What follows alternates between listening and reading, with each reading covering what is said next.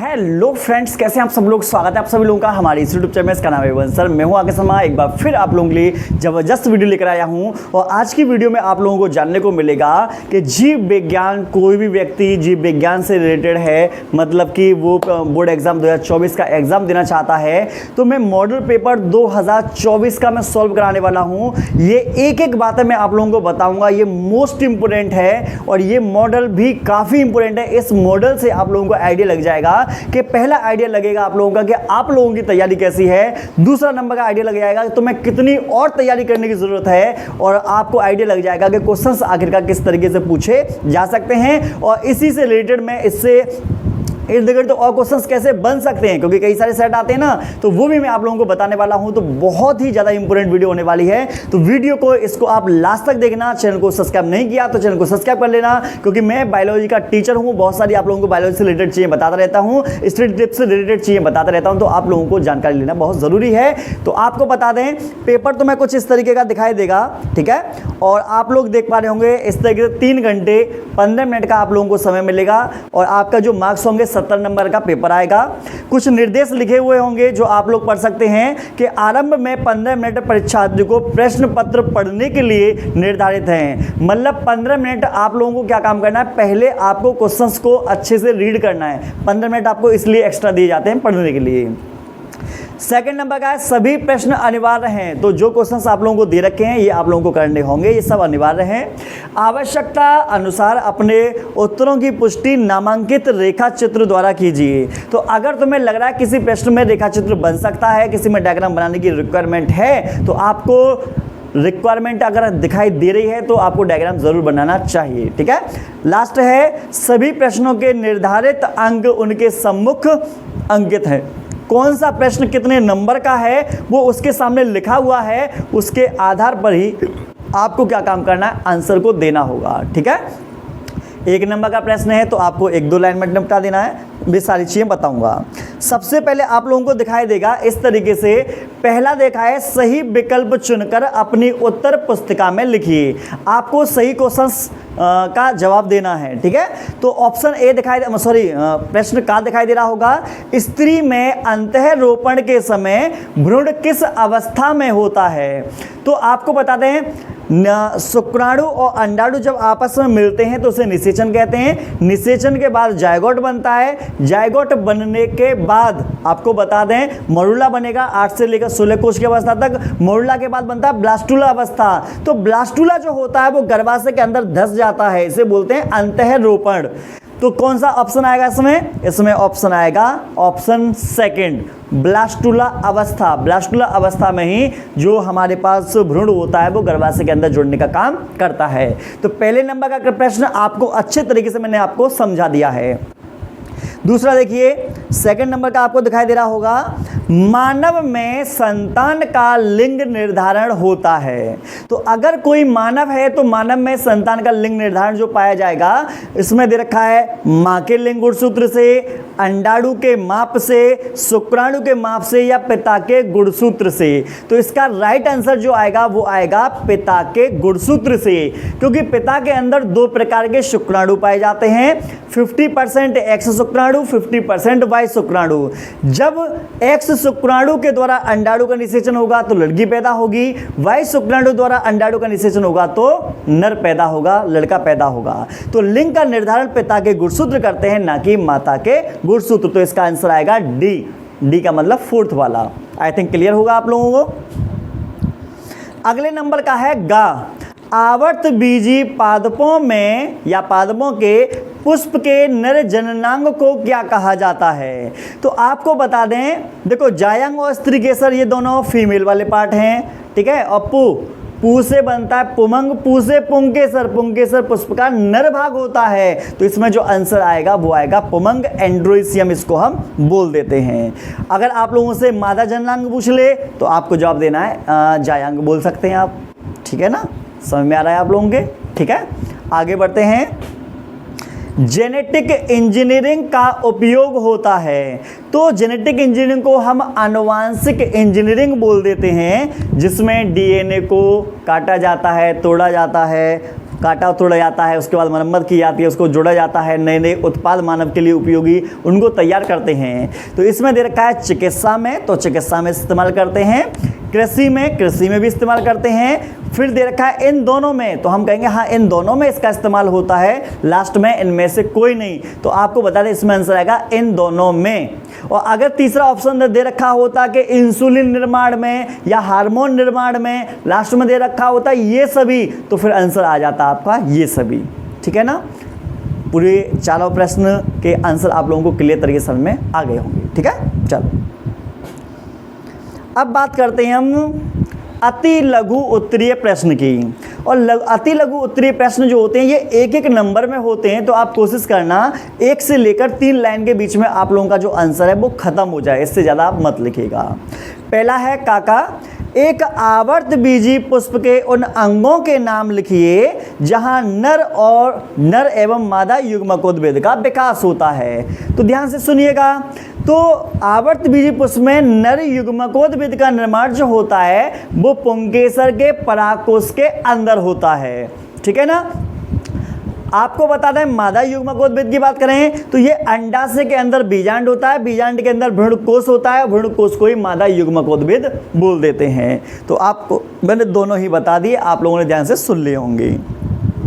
खा, सेकंड का खा, उस एंजाइम का नाम लिखिए जो डीएनए अणु को खंडों में तोड़ देता है। तो डीएनए अणु को खंडों में कौन तोड़ेगा, तो आपको बताएंगे डीएनए अणु को खंडों में तोड़ने का काम जो होता है पता है किसका होता है, चलो हम आपको बताते हैं।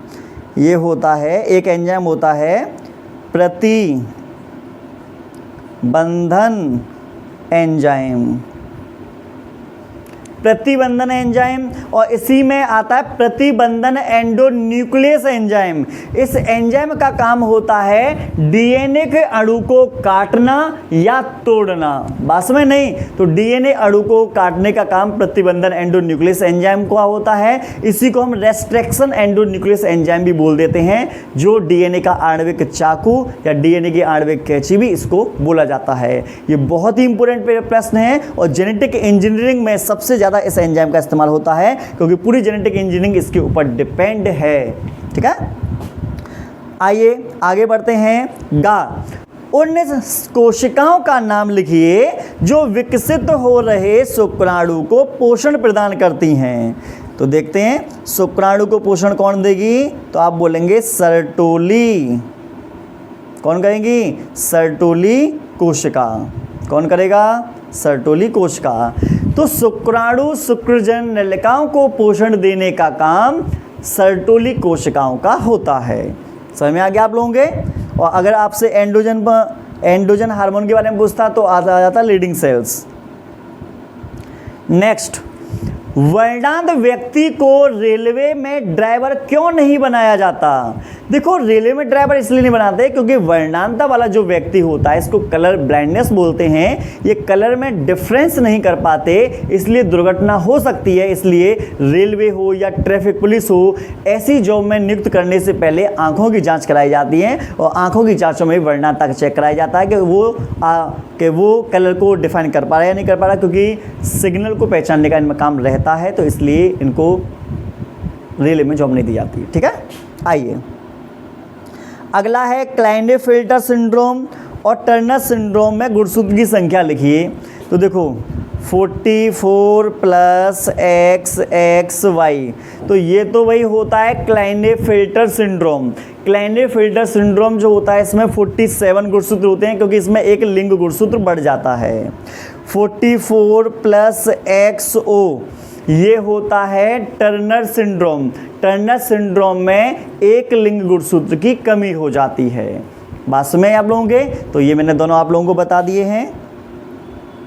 नेक्स्ट नंबर का, वाटसन तथा क्रिक द्वारा प्रस्तुत डीएनए के द्विकुंडलित मॉडल का स्वच्छ एवं नामांकित चित्र बनाइए। तो ध्यान से सुनिएगा, जो भी बोर्ड एग्जाम की तैयारी कर रहा है उसके लिए मैं मोस्ट इंपोर्टेंट डायग्राम्स बता दे रहा हूँ।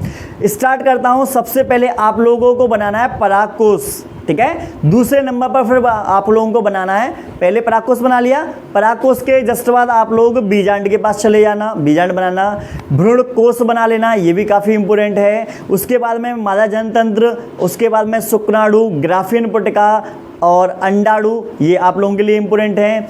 जैसे थोड़ा आगे बढ़ेंगे तो ट्यूबेक्टोमी, वासेक्टोमी, ये भी इंपॉर्टेंट है। आगे बढ़ेंगे तो आप लोगों के लिए डीएनए जो है ये भी इंपॉर्टेंट है।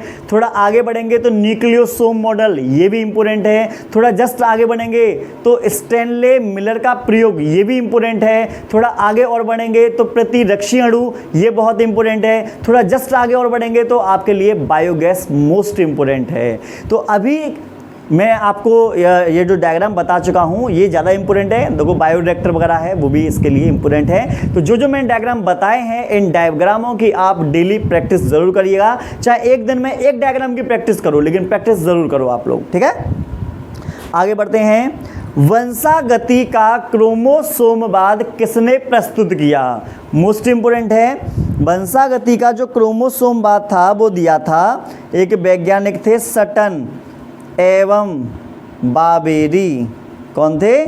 सटन और बाबेरी। तो दो वैज्ञानिक थे, दोनों वैज्ञानिकों ने मिलकर इस सिद्धांत को दिया था और उन वैज्ञानिक का नाम है सटन एवं बाबेरी, ठीक है। अगला है आर्किड। आर्किड आम के पेड़ की शाखा पर उग रहा है। आर्किड और आम के पेड़ के बीच पारस्परिक क्रिया आप कैसे स्पष्ट करेंगे? तो देखो इस क्रिया को मैं थोड़ा समझाता हूँ, ध्यान से सीखना। इसमें दो प्रजाति होती है, मान लो ए और बी। इसमें एक प्रजाति दूसरे प्रजाति को फायदा पहुँचाती है, ठीक है, लेकिन एक प्रजाति को ना उससे फायदा होता है ना वो कोई हानि होती है, ठीक है। मतलब दो प्रजाति हैं जिसमें एक को फायदा होगा, दूसरे को ना फायदा होगा ना ही नुकसान होगा, उसी को हम बोलते हैं सहभोजिता। जिसमें आर्किड पौधा आम की शाखा पर उग जाता है, ठीक है। तो यहाँ पर स्थान आर्किड को मिल जाता, तो आर्किड को तो फायदा है, लेकिन आम के पेड़ को ना इससे कोई फायदा होता है ना कोई नुकसान होता है, ठीक है। तो इस संबंध को बोला जाता है सहभोजिता। आई थिंक आप लोगों को क्लियर होगा, ठीक है। नेक्स्ट नंबर का है डीएनए तथा आरएनए में कौन सी शर्करा होती है? मोस्ट इंपोर्टेंट है। ऑलरेडी मैं आप लोगों को बता चुका हूं कि डीएनए के अंदर पाई जाती है डीऑक्सीराइबोस शर्करा, और जो आरएनए होता है आरएनए में पाई जाती है राइबोस शर्करा। राइबोस शर्करा का जो फॉर्मूला होता है वो भी सुन लीजिए, मैं फॉर्मूला आप लोगों को सिखा देता हूं। CHO, ठीक है, कार्बन हाइड्रोजन ऑक्सीजन से मिलकर बना होगा। C5 5 और 5 और 10, ठीक है, C5H10O5 ये राइबोस शर्करा का फॉर्मूला है। और अगर आपसे पूछे C5H10O4 ये डीऑक्सीराइबोस शर्करा का फॉर्मूला है। तो डीएनए और आरएनए दोनों की ही मैंने आप लोगों को बता दिए हैं, ठीक है। अगला है विसंक्रमण पर टिप्पणी कीजिए। तो देखो कोई भी ऐसा स्थान जिसको हम जीवाणु रहित या रोगाणु रहित बनाते हैं उसी को हम क्या बोलेंगे? विसंक्रमण। बात में नहीं, बीज संक्रमण के लिए देखो स्प्रेट का इस्तेमाल कर लेते हैं, हाइड्रोजन पेरोक्साइड का इस्तेमाल कर लेते हैं, किसी चीज़ को गर्म करके भी हम जो उपकरण वगैरह होते हैं गर्म पानी में डाल देते हैं जिससे कि वो भी विसंक्रमित हो जाते हैं, ठीक है ना। अगले नंबर का आपका प्रश्न है एक संकर क्रॉस का प्रयोग करते हुए प्रभाविता के नियम की व्याख्या कीजिए। तो मोस्ट इंपोर्टेंट है प्रभाविता का नियम। ग्रेगर जॉन मेंडल का जो फर्स्ट लॉ है वो प्रभाविता का ही नियम है, जिसमें एक लंबा पौधा कैपिटल टी, एक बौना पौधा स्मॉल टी। जब हम इन दोनों का आपस में संकरण कराते हैं तो कैपिटल टी और स्मॉल टी आता है। तो कैपिटल टी जो होता है स्मॉल टी को दबा देता है ना। तो जो दब जाता है वो होता है अप्रभावी और जो दबाता है उसको बोलते हैं प्रभावी। F1 पीढ़ी में अपने आप को प्रभावी लक्षण प्रदर्शित करता है, अप्रभावी लक्षण दब जाता है या छुप जाता है। इसी को प्रभाविता का नियम कहा जाता है, ये आप ध्यान रखिएगा।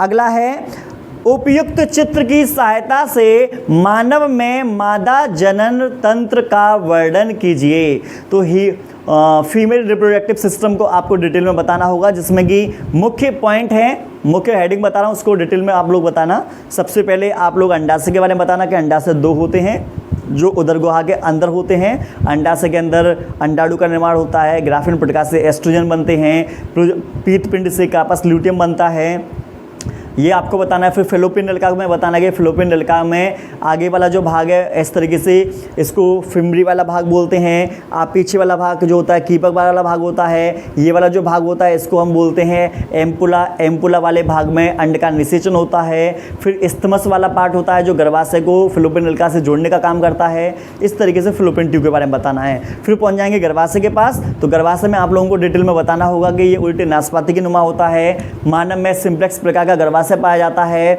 मानव के अंदर जो गर्भाशय है इसके अंदर 3 परतें मिलती हैं, एंडोमेट्रियम, मायोमेट्रियम, एक्टोमेट्रियम, ये परतें मिलती हैं। गर्भाशय के अंदर भ्रूण का विकास होता है, भ्रूण सुरक्षित रहता है। इस तरीके से आप लोगों को बताना होगा। उसके बाद में गर्भाशय ग्रीवा बताना है, उसके बाद में योनि बताना है। अब योनि तो मैं क्या बताऊँ, सब लोग जानते ही हैं।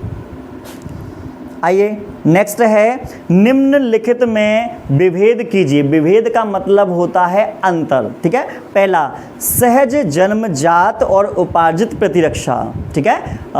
सहज जन्मजात और उपार्जित प्रतिरक्षा, देखो सहज प्रतिरक्षा जो वो होती है जो बच्चे में जन्म से आती है, वो सहज या जन्मजात प्रतिरक्षा है। और ऐसी प्रतिरक्षा जो बच्चे में जन्म के बाद आती है उसको हम बोलते हैं उपार्जित प्रतिरक्षा, ठीक है।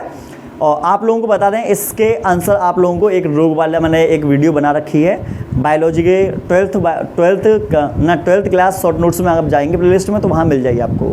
सक्रिय और निष्क्रिय प्रतिरक्षा, जब हमारा शरीर की कोशिकाएं खुद जीवाणुओं से रोगाणुओं से लड़ता है तो वो सक्रिय प्रतिरक्षा कहलाता है। और जब हमारे शरीर के अंदर बने बनाए एंटीबॉडीज़ को इंजेक्शन के माध्यम से डालते हैं तो उसको निष्क्रिय प्रतिरक्षा बोलते हैं। तो इस तरीके से आप लोगों ने देखा, ये वाला आंसर भी आप लोगों को डिटेल में मिल जाएगा हमारे रोग वाले वीडियो में मिल जाएगा, बायोलॉजी के शॉर्ट क्वेश्चंस वाले में, ठीक है। अगला है एंटीबायोटिक पर टिप्पणी कीजिए। मोस्ट इंपोर्टेंट है, अच्छा प्रश्न है। कुछ ऐसे सूक्ष्मजीव होते हैं जो ऐसे रसायन होते हैं जो सूक्ष्म जीवों द्वारा बनते हैं और अन्य सूक्ष्म जीवों की वृद्धि को रोकते हैं या उनको मारने का ये काम करते हैं, ठीक है। सबसे पहले एंटीबायोटिक जो थी अलेक्जेंडर फ्लेमिंग द्वारा बनाई गई थी और उसने बनाई थी पेनिसिलिन। पेनिसिलिन को बनाया गया था पेनिसिलियम नोटेटम नामक कवक से। अर्नेस्ट चेन और हार्वर्ड फ्लोरे 2 ऐसे वैज्ञानिक थे, उन्होंने इस प्रतिजैविक के जो प्रभावी जो विशेषताएं हैं वो बताया था, ठीक है ना। और 1945 में इनको नोबेल पुरस्कार भी मिल गया था, ये भी आप लोग ध्यान रखना, ठीक है। और एंटीबायोटिक द्वारा जीवाणु द्वारा होने वाली बीमारी को ठीक किया जा सकता है, ये भी आप ध्यान रखिएगा। अगले नंबर पर है टिप्पणी लिखिए। PCR मोस्ट इम्पोर्टेंट है भाई, बहुत ज़्यादा इम्पोर्टेंट है। PCR को आप याद करके जरूर जाना, मैंने डिटेल में पढ़ा रखा है। प्रतिबंधन एंजाइम, इसको भी याद करके जाना। बायोटेक्नोलॉजी वाली वीडियो में आप लोगों को ये मेरा आंसर दिखाई दे जाएगा। 12th क्लास शॉर्ट नोट्स, मैं इस वीडियो को जब तुम लास्ट तक देख रहे होंगे तो लास्ट में मैं उसको लगा दूंगा, वीडियो के एंड में लगा दूंगा, या फिर मैं आई कार्ड में लगा दूंगा। तो आई कार्ड को आप देख लेना या एंड में आप देख लेना, या डिस्क्रिप्शन में उसका मैं लिंक दे दूंगा, ठीक है ना। उस प्लेलिस्ट का लिंक दे दूंगा, उसको क्लिक करके आप वहाँ पर पहुँच जाएंगे। अगला है विदलन और समसूत्री विभाजन में अंतर, इंपोर्टेंट है। प्रभाविता और अप्रभाविता में अंतर, ये ग्रेगर जॉन मेंडल से चैप्टर वाला जो था उसमें पढ़ाया जाता है। अगला है हमारे समाज में लड़कियों को पैदा होने का दोष केवल महिलाओं को दिया जाता है, बताएं कि यह क्यों सही नहीं है। सीधी सी बात है, इसलिए सही नहीं है क्योंकि तुम थ्योरी ही गलत करा रहे हो। थ्योरी गलत कराने का मतलब समाज में थ्योरी गलत चल रही है। किसी महिला ने, किसी बहू ने लड़की को जन्म दिया तो हम कहते हैं लड़की की गलती है। क्या वास्तव में लड़की की गलती होती है? नहीं होती। देखते हैं किसकी गलती है। यहाँ पर है हमारे पास लड़का XY और यहाँ पर है लड़की XX। यहाँ पर पति है, यहाँ पर पत्नी है। इन दोनों ने आपस में लैंगिक संबंध बनाया। लैंगिक संबंध बनाने के बाद इसका पुरुष का X शुक्राणु महिला के X अंडाणु के साथ मिला तो XX मिला तो लड़की पैदा होगी, और पुरुष का Y शुक्राणु और महिला का X अंडाणु जब आपस में मिला तो लड़का पैदा हुआ। तो लिंग का निर्धारण जो होता है ना, वो पिता के गुणसूत्र के द्वारा होता है, ना कि महिला के गुणसूत्र से। वास्तव में नहीं। तो आपको बता दें इसमें जो गलती होती है इस हिसाब से देखेंगे तो पुरुष की होती है, महिला की नहीं होती। लिंग के निर्धारण के लिए XY जिम्मेदार होते हैं, ना कि XX। ठीक है। अगला है जीवाणु की लिप्यंतरण की क्रिया समझाइए। ये मैं आप लोगों के लिए होमवर्क दे रहा हूँ। अरे एक आध क्वेश्चन तो होमवर्क ले लिया करो, ये आप लोगों को खुद से करना है। मलेरिया के जीवन चक्र का स्वच्छ एवं नामांकित चित्र बनाइए। तो मैं कोशिश करूँगा कि आपको यहाँ पर इसका जो डायग्राम है, इसका मैं डायग्राम आप लोगों को मैं दिखा दूं, जिससे कि आप उस वीडियो को रोककर आपको क्या काम करना है, स्क्रीनशॉट लेना है और फिर इसको बनाने की प्रैक्टिस करनी है। उस संवर्धन में जहां ई कोलाई वृद्धि कर रहा है या लैक्टोज डालने पर लेक ओपरिन प्रेरित करता है, तब किसी संवर्धन में लैक्टोज डालने पर लेक ओपरिन कार्य करना बंद कर देता है, क्यों? स्पष्ट कीजिए। यार आज तक देखो ये वाला प्रश्न मुझे को आज तक समझ में नहीं आया, मैं क्यों झूठ बोलूँ, मैं बिल्कुल स्पष्ट तरीके से कह रहा हूँ, तो वो मजाक वाली बात नहीं है। ये वाला क्वेश्चन ही समझ में नहीं आता, तो मैं इस वाले क्वेश्चन के मैं कोई आइडिया नहीं बता सकता, सॉरी भाई। अगला है मांसाहारी पर संक्षिप्त टिप्पणी करो। मांसाहारी जो जीव होते हैं उनके बारे में बताना है। क्या सुकेंद्रकी कोशिका में प्रतिबंधन एंडोन्यूक्लियस एंजाइम मिलते हैं? तो आप कहेंगे नहीं, ये नहीं मिलती, वास्तव में नहीं, ये मिलते हैं प्रोकैरियोटिक कोशिका के अंदर मिलते हैं, जीवाणु के अंदर मिलते हैं, ये ध्यान रखना। अब आप लोग के सामने 5-5 नंबर के क्वेश्चन हैं। 5-5 नंबर के क्वेश्चन ये सब इंपॉर्टेंट हैं, आप याद कर लेना। चाहे एक दिन में एक लॉन्ग क्वेश्चन याद कर लेना, पर इन चारों कर लेना, मतलब ये 5-6 दिखाई देना, सब कर लेना, क्योंकि पेपर में सब आएंगे। मनुष्य के नर जनन तंत्र का वर्णन कीजिए। शुक्राणु कहाँ संचित रहते हैं, आपको ये बताना है। पुरुष जनतंत्र के बारे में डिटेल में करके जाना भाई, काफ़ी इंपॉर्टेंट है, 2024 में आने की पूरी संभावना है। अगला, पारिस्थितिक तंत्र के जैविक घटकों की विस्तृत व्याख्या कीजिए। इसके पारस्परिक संबंधों का भी वर्णन रेखा चित्र द्वारा कीजिए। ये भी मोस्ट इंपोर्टेंट है, ये लास्ट वाले चैप्टर से रिलेटेड है, तो आपको बताना है, इसको भी करके जाना। इन दोनों में से वास्तव में पेपर में आने की चांसेस पूरे हैं। अगला है पुनर्योगस डीएनए तकनीक क्या है? इसको रिकॉम्बिनेंट डीएनए बोलते हैं। इस तकनीक क्या है? इस तकनीक द्वारा इंसुलिन उत्पादन विधि का वर्णन कीजिए। काफ़ी इंपोर्टेंट ये क्वेश्चन है। इस प्रश्न में ये इतनी ताकत है कि ये 2024 में आने की पूरी संभावना रखता है। आनुवांशिक कूट क्या है? इसकी प्रमुख विशेषता का वर्णन करो। आनुवांशिक कूट तो हर साल ही पेपर में आता है, तो आनुवांशिक कूट के लिए लगा दो मोस्ट इंपोर्टेंट, क्योंकि ये पेपर में बहुत ज़्यादा आता है, तो इसको आप करना है। और इसमें भारतीय वैज्ञानिक भी शामिल थे, डॉक्टर हरगोविंद खुराना। अगला है बायोगैस क्या है? तो बायोगैस 3 गैसों का मिश्रण है, जिसमें मेथेन और मेथेन है, मैं तो भूल गया यार। मेथेन है, कार्बन डाइऑक्साइड है और हाइड्रोजन सल्फाइड है, तीनों गैस हैं। इसमें सबसे ज़्यादा मात्रा में जो मिलती है वो मीथेन मिलती है, ठीक है ना। मीथेनोजन बैक्टीरिया होते हैं, उन बैक्टीरिया के द्वारा बनती है। गोबर में ये वाला बैक्टीरिया ज़्यादा मात्रा में मिलता है, गाढ़े कीचड़ वगैरह मिलता है। एक प्रारूपी बायोगैस संयंत्र का चित्र की सहायता से वर्णन करो। तो आपको क्या काम करना होगा? आपको एक काम करना होगा, बायोगैस का डायग्राम बनाकर आप लोगों को डिटेल में समझाना होगा, ठीक है ना। अगला है व्यसन से आप क्या समझते हैं? प्रमुख नशीले पदार्थों का नाम एवं उनके प्रभाव का वर्णन कीजिए। व्यसन का मतलब होता है लत पड़ जाना। आपको पता है विभिन्न प्रकार की गलत चीज़ों की लत पड़ जाती है, नशीली चीज़ों की। नशीले पदार्थ के नाम कौन नहीं जानता? नशीले पदार्थ बेटा, गुटखा कौन नहीं जानती? जानते हो नहीं? सिगरेट, गोल्ड फ्लैग जानते हो नहीं जानते? बीड़ी, मोबाइल का बिंडल जानते होंगे।